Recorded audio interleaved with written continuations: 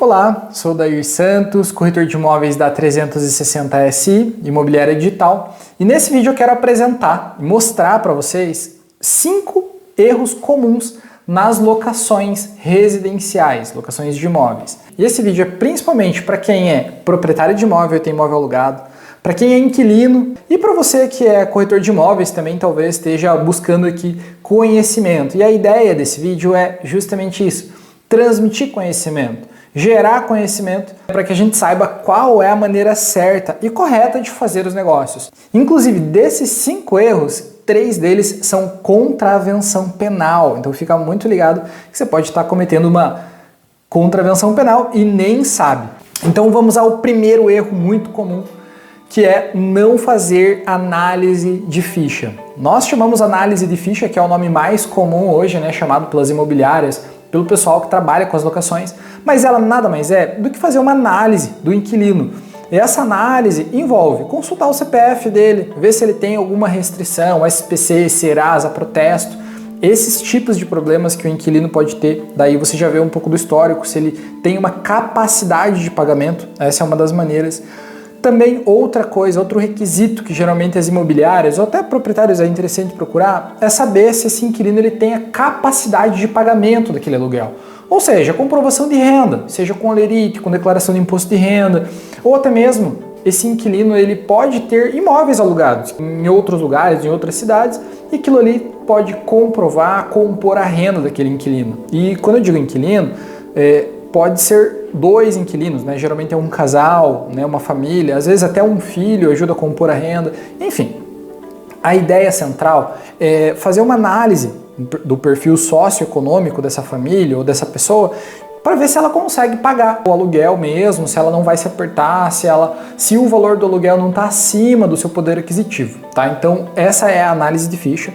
E além disso, a gente consultar SPC, Serasa e protestos também é interessante, e é algo que nem todos fazem, é fazer consultas de processos judiciais, sejam eles processos da vara civil, sejam eles processos criminais. Então é interessante você saber o histórico dessa pessoa, de onde ela veio, se ela tem algum tipo de problema. E outra coisa que muita gente tem usado ultimamente também é até consultar as redes sociais, encontrar lá a pessoa no Instagram, no Facebook, que seja até no LinkedIn, e ali você vai saber um pouco, talvez até do histórico mais profissional da pessoa e conhecer um pouco mais do perfil dela. Isso vai compondo, né, um histórico para você entender se aquela pessoa ali será um bom inquilino ou não.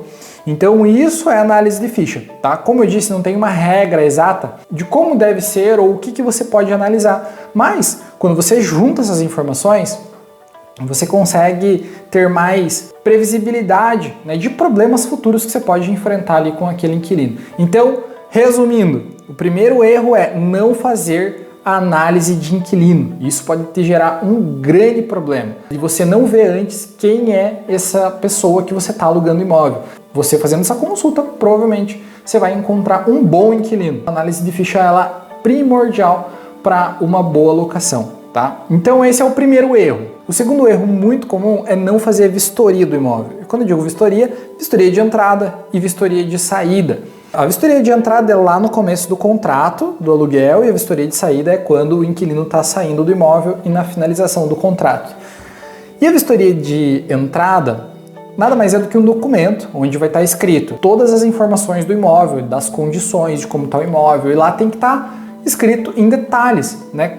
Com relação a como estão as condições das paredes, como estão as condições do piso, dos móveis, eletrodomésticos, enfim, todo um relatório escrito do imóvel e também documentado através de fotos. Esse documento ele deve ser complementado com fotos e texto. E se tiver vídeo, melhor ainda, porque o mais importante é você provar como estava sendo entregue aquele imóvel lá no começo do contrato. Isso vai proteger tanto o inquilino quanto o proprietário. Por quê? Quando o inquilino for entregar o imóvel, e se o imóvel não estiver nas mesmas condições de quando começou o contrato lá atrás, ele destruiu muita coisa do imóvel, esse prejuízo vai acabar ficando para o proprietário.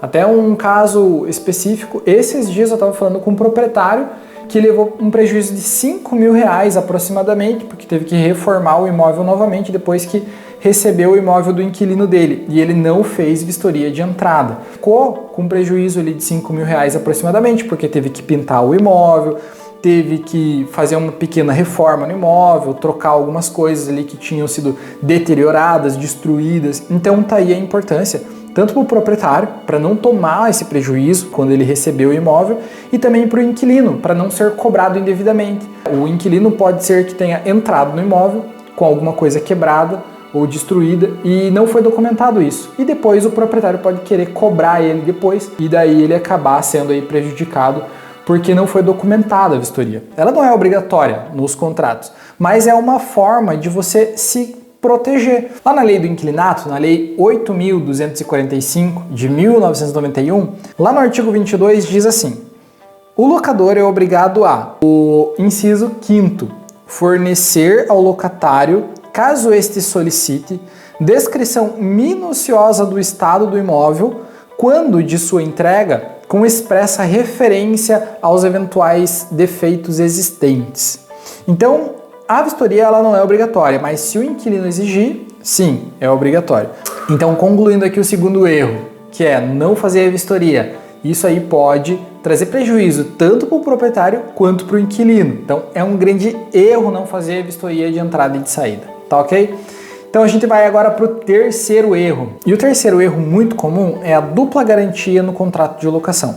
Ou seja, nos contratos de locação, direito do proprietário, né, ou da imobiliária lá solicitar uma garantia, não duas. Por isso que é dupla garantia que está o erro. Lá no artigo 37 da lei do inquilinato diz que as formas ou as modalidades de garantia são caução, fiança, seguro-fiança ou cessão fiduciária de cotas de fundo de investimento. Tá? Então, são 4 modalidades de garantia locatícia. E acontece que, em alguns casos, existem exigências de 2 modalidades juntas, como, por exemplo, o calção e o fiador. Tá? É comum isso acontecer, eu já vi em alguns casos, alguns contratos de proprietários solicitando e pedindo 2 garantias para tentar deixar o mais seguro possível para ele. Mas isso está errado, isso é uma contravenção penal. Lá no artigo 43 diz assim, ó, constitui contravenção penal punível com prisão simples de 5 dias a 6 meses ou multa de 3 a 12 meses do valor do último aluguel atualizado, revertido em favor do locatário. E lá no inciso número 2, diz assim, ó, exigir por motivo de locação ou sublocação mais de uma modalidade de garantia no mesmo contrato de locação. Ou seja, a lei ela é muito expressa, dizendo diretamente que é proibido pedir 2 tipos de garantia em um único contrato, tá? Então, fique muito ligado com isso, porque é contravenção penal e você pode estar cometendo aí uma contravenção penal. Ou estar envolvido em uma contravenção penal, tá bom? E o meu intuito aqui é alertar, ensinar e gerar esse conhecimento para que você não venha cair nesse erro, sendo proprietário ou sendo inquilino, ou até mesmo sendo aí uma imobiliária que está administrando, né, contratos de locação.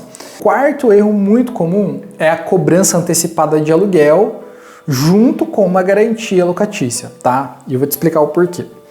Quando você tem uma garantia locatícia, é direito do inquilino primeiro morar e depois pagar o aluguel. Ou seja, primeiro ele usufrui e depois ele paga. Digamos que fechou o contrato de aluguel, o inquilino entrou no imóvel e depois de 30 dias é que ele paga lá o aluguel, tá? E não pode pedir aluguel antecipado quando há garantia locatícia. E o erro aqui comum é que eu vejo muito acontecendo isso.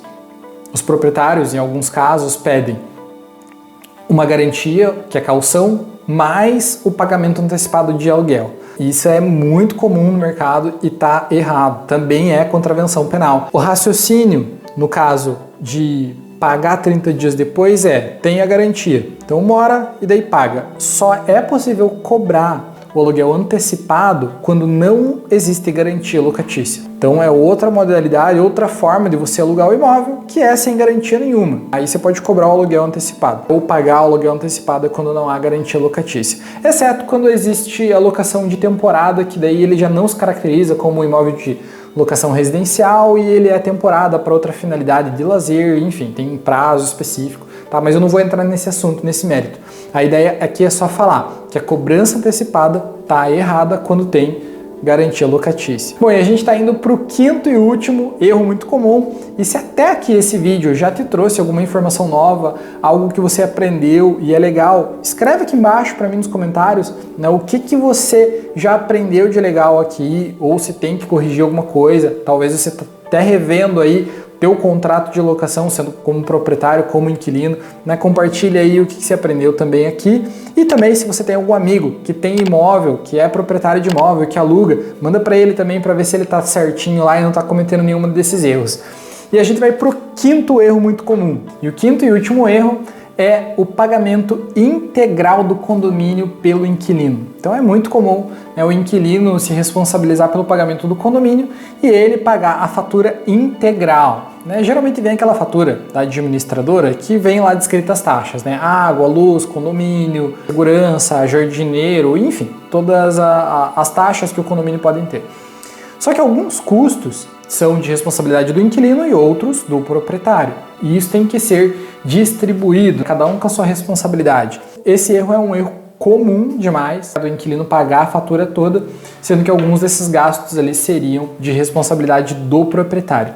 E quais são as taxas que o inquilino deve pagar e que o proprietário deve pagar? Isso está escrito lá no artigo 22 da Lei do Inquilinato, que diz assim, ó, o locador, primeiro a gente vai falar do locador.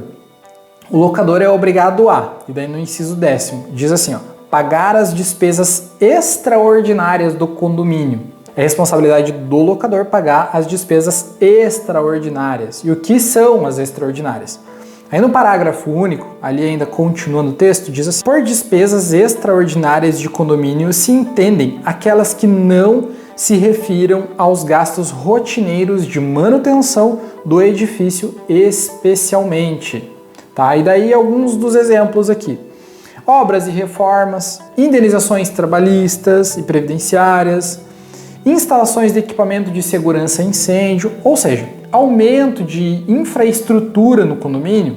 E essas questões, assim, elas são responsabilidade do locador. No artigo 23 diz assim, ó, o locatário é obrigado a, daí no 12º, pagar as despesas ordinárias de condomínio. Aqui, nesse texto, vai descrever exatamente tudo que o inquilino deve pagar, tá? E a gente vai colocar aqui na tela, não vou ler o texto todo, mas ali está relacionado a salários dos funcionários, manutenção, conservação do condomínio, né? Água, luz e essas taxas todas, tá? Então, a gente vai deixar aqui a referência, tá aqui o texto, para que você leia e entenda, né? Isso aqui eu devo pagar como inquilino ou isso aqui eu devo pagar como proprietário e assim ajustar.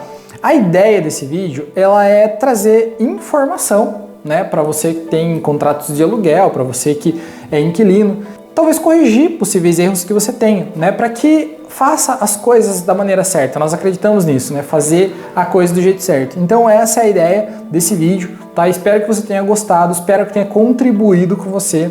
E se você gostou desse vídeo mesmo, não esquece de curtir, não esquece de interagir, de escrever ali nos comentários também o que você achou, né? Se tem alguma coisa que você acrescentaria até, inclusive, nesse conteúdo que a gente está falando aqui. E outra coisa que eu queria te pedir é, esse vídeo fez sentido para você? Você gostaria de que a gente produzisse outros vídeos relacionados a esse assunto aqui no YouTube, para que a gente gerasse mais conhecimento, coisas que você tem curiosidade? Dê dicas aí do que a gente pode fazer de novos vídeos para você, tá bom? E não esquece de compartilhar com aquele seu amigo, parente que tem casas, imóveis alugados, para que ele também tente se acertar e não cometer erros comuns que acontecem nos contratos de locação. E obrigado por ter visto até aqui e até a próxima.